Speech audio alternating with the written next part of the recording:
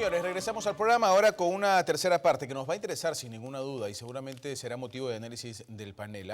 Nosotros esperamos que las próximas elecciones que se van a dar el 10 de abril tengan una total garantía por parte de las instituciones que van a tener a cargo el proceso, ¿no es cierto? Así es que vamos a ver cómo hemos titulado este bloque y el panel pasará a analizarlo.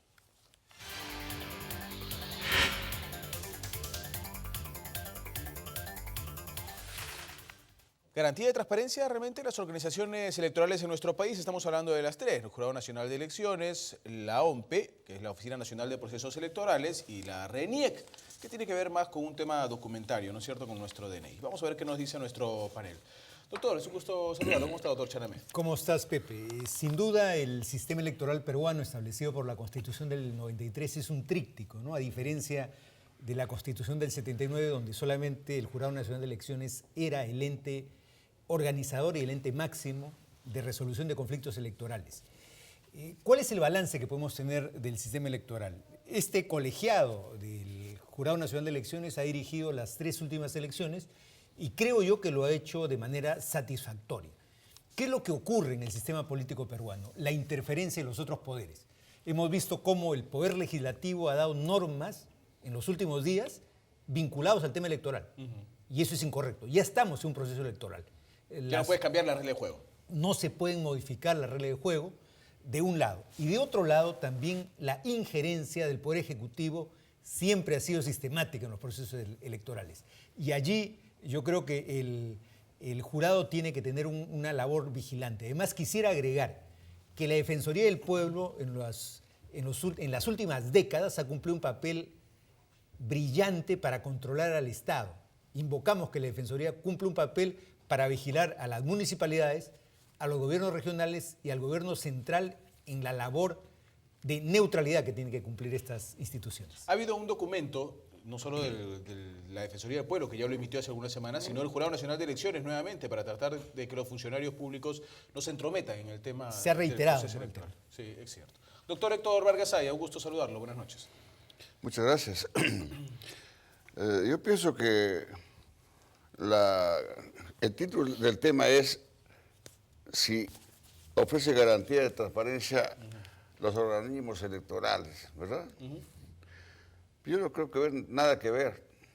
La transparencia se vincula con la moral, con la ética, con el buen procedimiento. Con autoridad o sin autoridad, el que es corrupto aquí y en cualquier parte. Ahora, he visto el tema anterior que ustedes han concluido hace unos minutos, dice, se refiere al pacto ético. Un pacto vergonzante o vergonzoso. La ética, la moral no puede estar sujeto a pactos. La moral, la ética, la honorabilidad son virtudes inherentes, invívitos a la persona humana, a la conducta del ser humano. Es como diríamos, por ejemplo, voy a firmar un pacto para cumplir la ley. Y si no hay pacto, no cumplo la ley. Esa es una estupidez elevado al cubo. Y vinculo con esto, ¿por qué? Porque las autoridades en estas condiciones, ¿qué garantía pueden otorgar? La única garantía para la transparencia, porque transparencia viene de buena conducta, tienen que dar los mismos políticos, los mismos candidatos. Pero lo que estamos hablando es que los organismos electorales puedan garantizar una transparencia, una regularidad, que las elecciones se van a llevar bien, que no haya trampa, que no haya manipulaciones, que no haya problemas en las mesas, que no haya problemas en los conteos. Acuérdense que no hay este sistema electrónico, por ejemplo. Tampoco puede controlar las autoridades actuales, porque no se ha eliminado el voto preferencial, el perverso voto preferencial. Para que el voto, porque por mucho esfuerzo que hagan las autoridades electorales, no van a poder controlar aquello, porque el voto preferencial es manipulable y se mete. O sea, no hay garantía. No hay garantía, porque entonces para que exista un poco de garantía, tiene que haber personeros. ¿Y cuántos personeros se requiere? Un personero por cada candidato al Congreso. No, muy difícil. No entran en el aula. Entonces, si no existe eso, ¿quién controla los votos en la mesa? Y además, ¿quién controla los votos en el conteo? Muy bien. De manera que las garantías no está garantizada, la autoridad no puede garantizar transparencia, aunque quiera hacerlo. Ok, Fernando Urbina, ¿qué piensa usted? Desde un enfoque histórico, hemos visto procesos a lo largo de estas 2 últimas décadas donde no ha habido cuestionamiento de la labor ni del jurado ni del otro. Entonces eso hay que precisar. Hemos tenido procesos transparentes, aceptados por todas las partes. Y eso es un avance. Por lo menos en este proceso de intercambio, de alternancia en el poder, el proceso electoral ha sido positivo, ha sido transparente. Han jugado un papel interesante los órganos electorales, ¿no? Yo creo que hay que diferenciar el sistema electoral de las reglas de juego electoral. Entonces, en las reglas de juego electoral sí veo una serie de elementos en relación. Las reglas electorales tienen efectos en las formaciones políticas, tienen efecto a nivel de los sistemas políticos. Entonces, ahí sí tenemos problema porque estas reglas electorales han formado, han creado, han atomizado el sistema político peruano. Y tenemos algo también en contra. Aquí sí le critico al jurado. El jurado debió ser un creador de derecho electoral, ha debido ser un intérprete de la Constitución. No lo ha hecho, ha tenido una labor solo de garante de elecciones. Ok, vamos con unas llamadas telefónicas y venimos con el doctor Chanamé a ver qué piensa. Si él cree que dan o no transparencia. Hola, buenas noches. Hola, buenas noches. Bienvenida. Buenas noches. En principio, felicitarlos por la tribuna que presentan ustedes diariamente, donde hacen un profundo análisis con respecto a concientizar a la ciudadanía a tomar una buena decisión ahora que se acercan las leyes electorales. Para opinar sobre el tema del pacto ético, yo creo que el pacto ético es sinónimo de pacto de buen comportamiento. Y francamente creo que es un saludo a la bandera porque desde ya los candidatos en principio carecen de ética, entonces yo no creo que puedan ofrecer nada ético. Ok. Muchas gracias. Gracias por su llamada telefónica. Hola, buenas noches. ¿Los organismos electorales dan alguna garantía y transparencia para las próximas elecciones? Señor Rocha, buenas noches.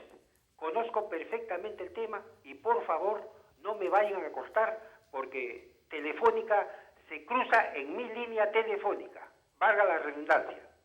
Con relación a los órganos de control, señor, los órganos de control no controlan nada. La corrupción, estamos atragantados de corrupción. Ahora, ¿puedo seguir, no es cierto? Si es sobre el tema. Y los doctores, mire, vea, el doctor Héctor Vargas Aya conoce perfectamente el tema. Yo lo conozco a ese señor muchos años. Ese es el único que habla en el canal, el único que habla, digamos, la verdad correctamente y para el pueblo. Ok, le agradezco su llamada, pero no me ofende al resto de panelistas. Todos hablan acá su verdad, todos tienen una manera diferente y una óptica distinta de ver las cosas y por eso es que se les respeta y por eso es que se les invita. Hola, buenas noches. Hola, buenas noches. Sí, señor, lo escuchamos. Mire, quisiera que por favor me escuche porque esto es importante. Estamos cansados de que estos señores candidatos nos prometan y nos prometan y nos prometan y nunca cumplen lo que prometen. Yo creo que la Constitución hay que cambiarla y a los 90 días, si estos señores no han comenzado a cumplir todo lo que han prometido, tiene que haber una revocatoria, señor. Simplemente no pueden quedarse en el gobierno 5 años después de haber prometido algo que no van a cumplir. Esa es mi opinión. Gracias. A usted por su participación en el programa. Hola, buenas noches. Buenas noches, señor. Adelante, la escuchamos. Sí, conforme. Yo también he sido personera y he visto que más bien la OMPE aprovecha que hay mucha gente, ¿no?, que digamos no sabe mucho de los votos, eso, se confunden y esto aprovecha la OMPE para anular las actas. De eso se trata. Gracias. A usted por su participación en el programa. Doctor Chanamé, ¿qué piensa usted sobre este tema? Creo que hay 3 elementos más que hay que analizar en relación al proceso electoral. Uno son que el Jurado Nacional de Elecciones tiene una oficina encargada de controlar técnicamente el tema de las encuestas. Las encuestas creo que es un mecanismo para generar opinión pública, para ponderar quiénes pueden estar mejores. Y se ha usado en épocas pasadas como un mecanismo de manipulación. Creo que allí el organismo respectivo tiene que controlar que estas sean técnicas, hay que verificarlas en el tiempo y hay que verificarlas después de los resultados para ver si fueron objetivas en relación a la creación de opinión pública. Un segundo tema es el acceso a los medios de comunicación. El acceso a los medios de comunicación tiene que ser democrático, paritario y plural.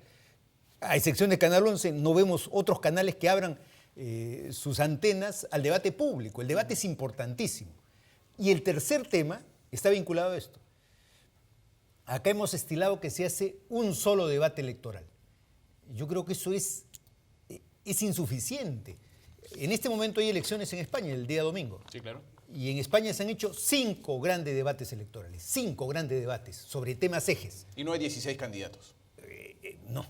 No, pero hay elecciones regionales. Entonces hay un debate público intenso que se hace en España. Ese debate lo necesitamos en el Perú.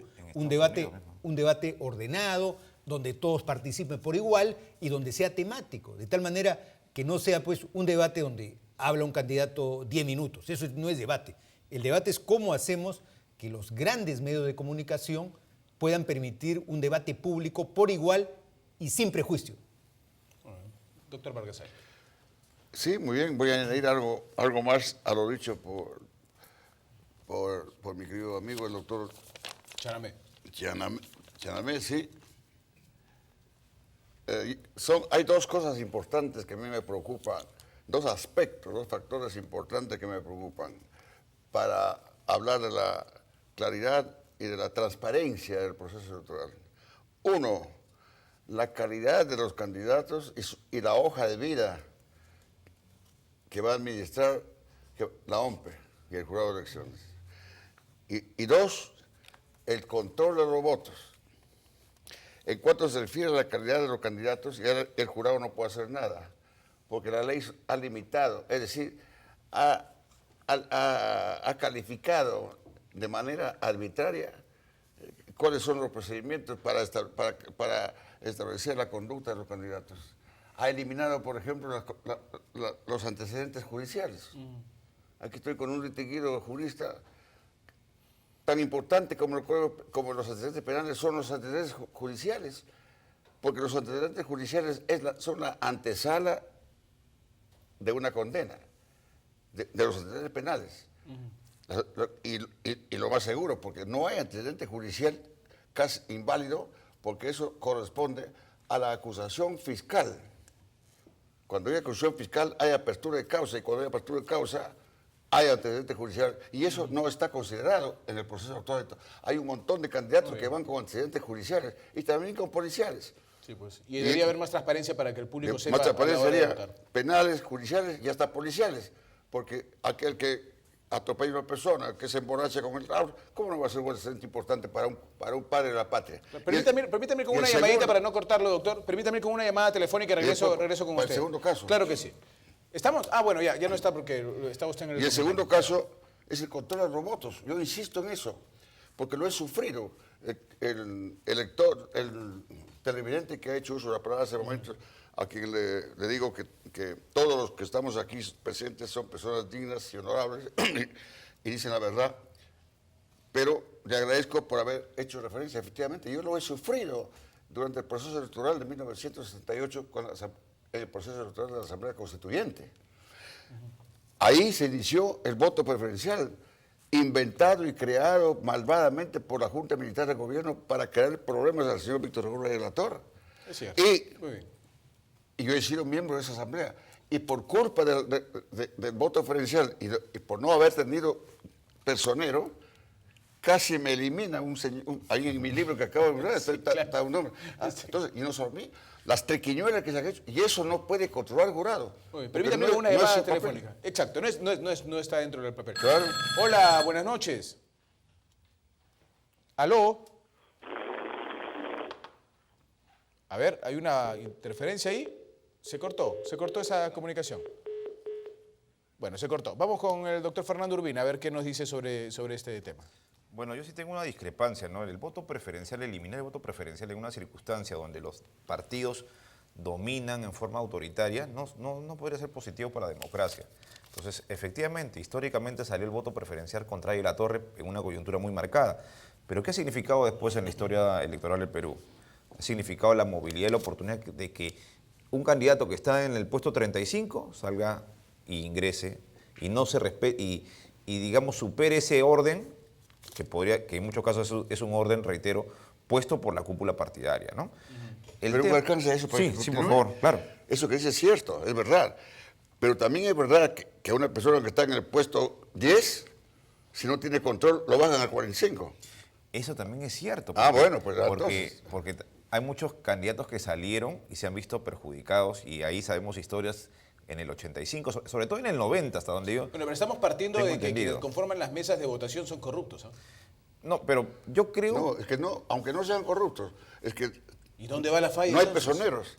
El personero, el partido solo cuida el voto de una persona interesada. Yo creo que hay que establecer una reforma que sería importante. Uno de los mejores sistemas electorales actuales es el IFE mexicano, el Instituto Federal Electoral.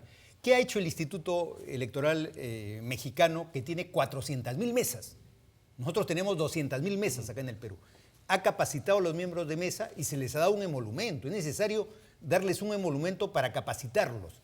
Un buen presidente de mesa neutraliza esos excesos que pueden cometer los personeros, ¿no? Razón por la cual en México se ha establecido que los estudiantes de los últimos años de Derecho cubran las mesas con una especialización. Se le da un diploma, un emolumento y además tienen la formación jurídica. Yo creo que eso es importante. No podemos improvisar. Si tenemos el día de hoy, ¿cuánto se le da a un miembro de mesa? 20 soles. Eso cubre sus pasajes. Pero esto es importantísimo para la democracia. Hay que garantizar eso. Vamos a seguir discutiéndolo. Tenemos llamadas telefónicas. Hola, buenas noches. Hola, buenas noches. Sí, señor, lo escuchamos. Adelante. Julio Simón, San Juan de Lurigancho. Lo que quiero es solamente decirle de que el proceso de organismos electorales es completamente no es transparente. Primer punto. Y quiero referirme a la consulta anterior con respecto a los votos electorales. Mira, yo estoy indignado con todo esto de los candidatos.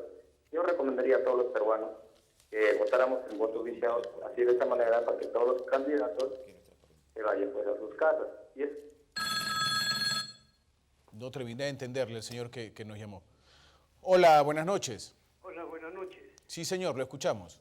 Habla Roberto Quevedo. A mí me preocupa el Jurado Nacional de Elecciones, porque me acuerdo cuando yo trabajaba en el Congreso, acompañé una vez conjuntamente con varios diputados apristas, iba Berta González, que había sacado 4.000 votos, y cuando entró al local del Jurado Nacional de Elecciones salió con 40.000 votos, porque pagó con dinero corrupto.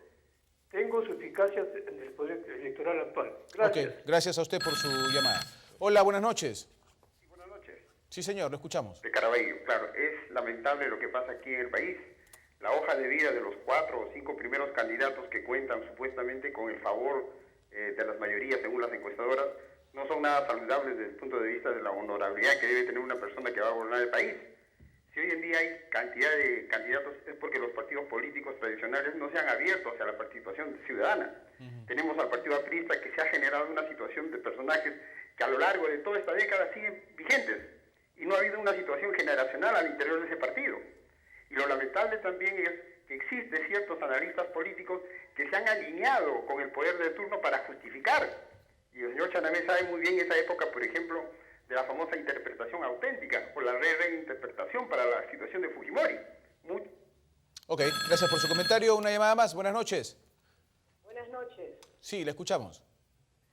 Mire, respecto a su pregunta, yo opino que sí, que los entes electorales ahora sí trabajan con transparencia. Lo digo por lo siguiente. Los miembros de mesa son sorteados en primera instancia.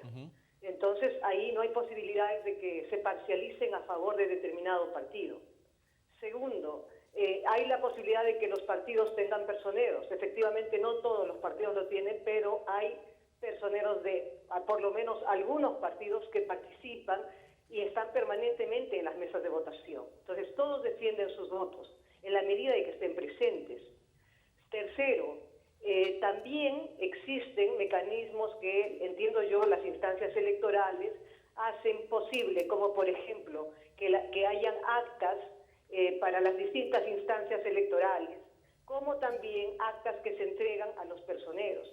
Yo creo que los poderes, mejor dicho, los organismos electorales ahora, digamos que desde el 2001, actúan con transparencia. Ok, gracias por su llamada telefónica, es importante. Fernando Urbina. Sí, yo creo que, mira, se han puesto dos ejemplos. El ejemplo del doctor Vargas Aya y de Berta González Posada. Son de hace 30 años. Estamos hablando de elecciones hace 30 años. Hace 30 años sí hubo una serie de problemas a nivel de voto preferencial. ¿Por qué? Porque, por ejemplo, al doctor Vargas Saya se le perjudicó en su cantidad de votos. Y no solo a él. Yo me acuerdo, ¿se acuerda del doctor Raúl Aristides Saya de la Torre, por ejemplo, que postulaba también? Estaba ganando y de repente el fiscal Madueño, que era amigo en ese momento de la cúpula partidaria, subió. Y es más, también entre los diversos partidos transaban. Y a un candidato llamado Peláez que tuvo más votos que Víctor Abreu de la Torre. Entonces, esas cosas ocurrieron hace 30 años. Pero como lo ha dicho muy bien la televidente, ahora estamos con un sistema que tiene más garantías. Quizás hacer alguna reforma para seguir garantizando más capacitación, como dijo el doctor Chanamé, darle un emolumento mayor, ¿no? Pero en general ha funcionado nuestro sistema electoral. Eso hay que distinguir, reitero, de los problemas ocasionados con el sistema político. Ok. ¿Qué piensa usted, doctor Vargas Saya? El problema de hace 30 o 40 años sigue vigente, igualito, no ha variado nada en cuanto se refiere a la corruptela que significa el mal uso mañoso con triquiñuelas del voto preferencial. La transparencia no la dan no la da el jurado de elecciones, la transparencia se la dan los participantes, los partidos políticos y los candidatos. Ellos son los que dan la transparencia, no las autoridades. ¿Cómo así? ¿Por qué ellos dan la transparencia y no las autoridades que tienen el deber de dar la tranquilidad? Pero las autoridades, ¿qué van a hacer si la ley actual les ha puesto una camisa de fuerza? ¿Usted ha visto la ley de partidos políticos? La ley de partidos políticos no otorga garantías. Da una serie de normas, no ha eliminado el voto preferencial, no ha eliminado muchas cosas. Yo estoy de acuerdo con el señor Urbina cuando señala que el voto preferencial, esa es una tesis, es una teoría, pero que no se cumple 100% en la práctica. Que el voto preferencial regula la maniobra de las cúpulas. Bueno, eso es teórico. Regularía, sí, yo estoy de acuerdo con eso, siempre y cuando que cada candidato tuviera un personero. Pero eso no es posible. No se puede, porque ¿Cómo no estarían se puede? enlazados, tendría que ser todos en el Estadio Nacional para que entre. El Estadio Nacional, naturalmente. Por eso usted me da razón, usted es una persona inteligente, ¿no? Completamente inteligente. Y la Muchas gracias por eso. De manera que no hay garantías. Sí, entonces, claro, no es perfecto. Ahora, el hecho de que ha pasado 30 o 40 años, no. Después de 30 o 40 años no se han eliminado los peligros. Los vicios. Se ha perfeccionado la corruptela, se ha perfeccionado la corrupción y son más mañosos ahora que hace 30 años. Sí, lo que creo es que hay que identificar cuáles son los problemas técnicos que tiene el sistema y hay que verlos desde ahora muy seriamente. ¿Quiénes usan el voto preferencial? El 20% de los electores. Solo 15, el 20% 15%. o 15%, Sí. mucho menos. Quiere decir que el 85% no usa el voto preferencial. Sí, sí, sí. ¿Por qué? Porque la boleta electoral es sumamente compleja en el Perú. Sí. Es sumamente compleja. Si comparamos, por ejemplo, con las elecciones bolivianas, Bolivia tiene 3 sistemas para identificar una candidatura. Fotografía del candidato, lema del partido y color del partido. De tal manera que si nuestra votación incluye a los analfabetos, el analfabeto pueda identificar. El voto electrónico que se usa en muchos países del mundo tiene hasta sonido, justamente para darle incluso hasta los minusválidos facilidades. En nuestro caso, hasta hace poco hemos tenido actas en blanco y negro. O sea, eso facilita, estamos en la época, en el siglo XXI, y nuestras boletas electorales son sumamente complejas, no facilitan el voto. Es por eso que hay mucho voto viciado. O sea, el voto viciado es o no voto por nadie o pongo una lisura en la boleta. Eso podríamos entender. Pero voto viciado en el Perú hay porque hay error para votar, error para marcar.